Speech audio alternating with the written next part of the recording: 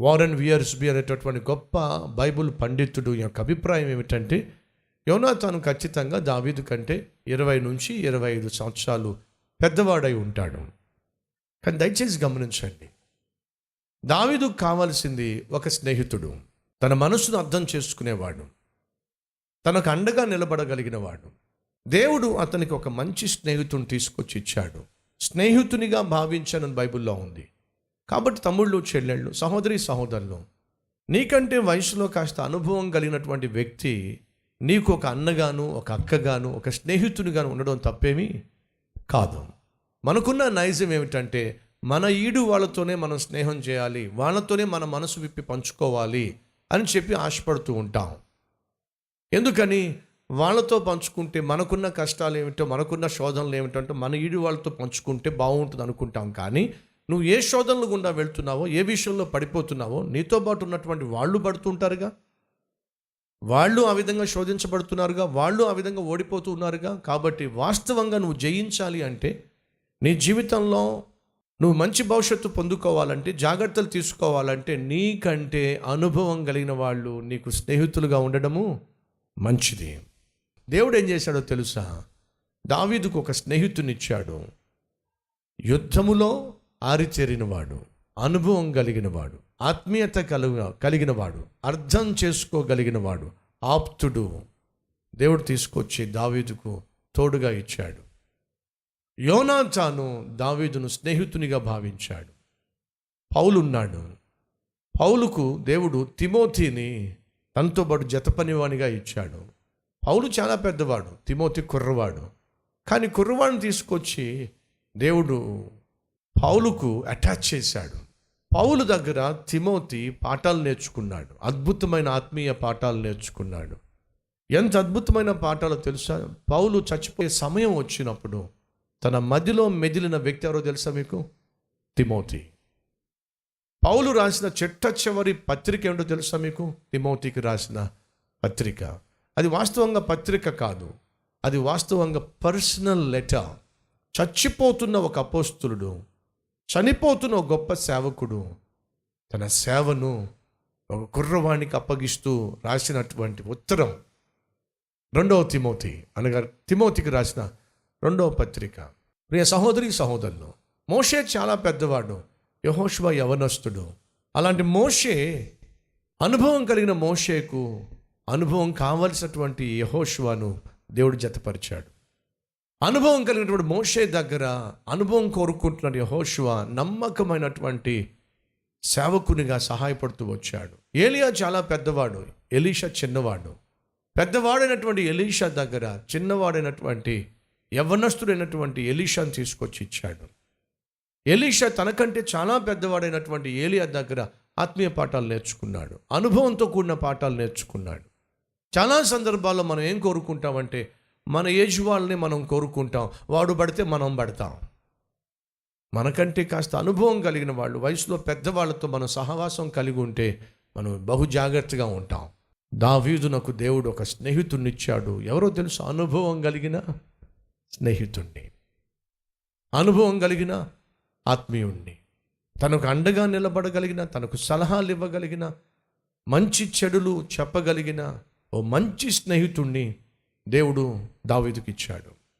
ఈరోజు నీ జీవితంలో మంచి చెడులు తెలుసుకోవాలి, ఆత్మీయ జీవితంలో బహు జాగ్రత్తగా జీవించాలి, సేవను బహు జాగ్రత్తగా కట్టుకోవాలి, సంఘాన్ని బహు జాగ్రత్తగా కాపాడుకోవాలి అని ఆశపడుతున్నట్లయితే నీ ఏజ్ గ్రూప్ వాళ్ళతో స్నేహం చేసే ప్రయత్నం చేయి. మాకు నీ ఏజ్ గ్రూప్ వాళ్ళతో నీకున్న సేవకు సంబంధించినటువంటి భారాలు, బాధ్యతలు, కష్టాలు, శోధనలు, పరీక్షలు వాళ్ళతో చెప్పుకోవడం వల్ల ప్రయోజనం లేదు. ఎందుకంటే నీకెంత అనుభవం ఉందో వాళ్ళకి అంతే అనుభవం ఉంది. కావాల్సింది ఎవరో తెలుసా? నీకంటే అనుభవం కలిగిన వాళ్ళు, నీకంటే ముందుగా అదే సేవా జీవితంలో అదే బాటలో ప్రయాణం చేస్తూ ఎన్నో ఆటుపోట్ల గుండా వెళ్ళి, ఎన్నో పోరాటాల గుండా వెళ్ళి, పరీక్షల గుండా వెళ్ళి వాటన్నిటిని జయించి ముందుకు సాగేటటువంటి అనుభవం కలిగినటువంటి వారితో సహవాసం కలిగి ఉండడం చాలా మంచిది.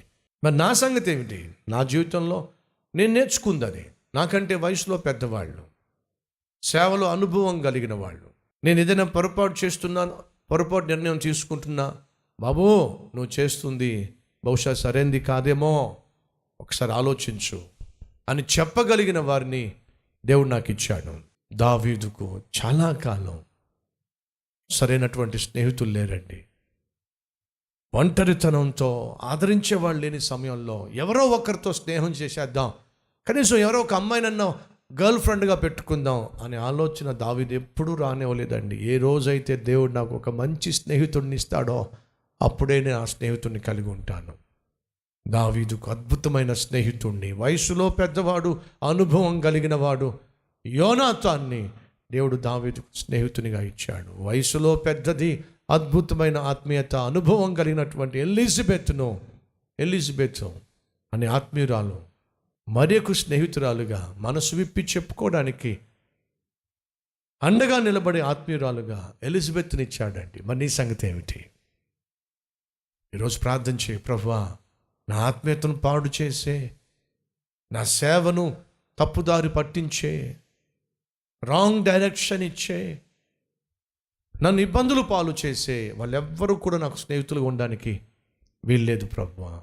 నీ చిత్తానుసారమైన ఆత్మీయులను, స్నేహితులను నా జీవితంలో, సేవలో, కుటుంబంలో ప్రవేశపెట్టు ప్రభువా. ఇది చాలా ప్రాముఖ్యమైన ప్రార్థన.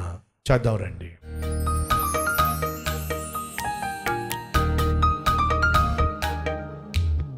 మహాపరిశుద్ధుడు అయిన ప్రేమ కలిగిన తండ్రి, తగిన సమయంలో దావీదుకు తోడుగా ఉండడానికి, అండగా ఉండడానికి, ఆలోచన చెప్పడానికి, ఆదరించడానికి యోనాతానును ప్రభువా నువ్వు అనుగ్రహించావు. మేము అనుకున్నాం యోనాతాను దావీదు వయసు కలవాడు, ఈడు కలవాడు, కానీ నువ్వు మహాజ్ఞానివి నాయన. మేము అనుకున్నది వేరు, కానీ అసలు జరిగింది అక్కడ వేరు. అద్భుతమైన ఆత్మీయుణ్ణి, అనుభవం కలిగిన ఆత్మీయుణ్ణి, అన్నీ తెలిసిన ఆత్మీయుణ్ణి, ఆదరించగలిగిన ఆత్మీయుణ్ణి, అండగా నిలబడగలిగిన ఆత్మీయుణ్ణి, ఆదుకోగలిగిన ఆత్మీయుణ్ణి, ఆలోచన చెప్పగలిగిన ఆత్మీయుణ్ణి దావీదుకి ఇచ్చావు నాయన. మాకు కూడా దయచేయ్యా. అలాగే ప్రభువా కుటుంబ గౌరవాన్ని, సేవను, సాక్ష్యాన్ని, సంఘాన్ని కాపాడుకునేలా ఉన్న సహాయం చేయమని యేసు నామం పేరట వేడుకుంటున్నాం తండ్రి. ఆమేన్.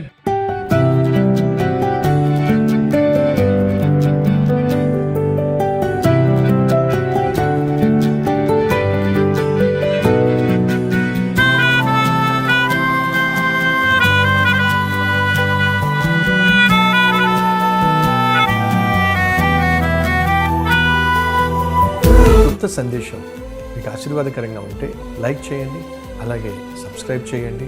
అంతేకాకుండా కామెంట్ పెట్టండి, 10 మందికి షేర్ చేయమని మనం చేస్తూ రేపు మళ్ళీ కలుసుకుందాం.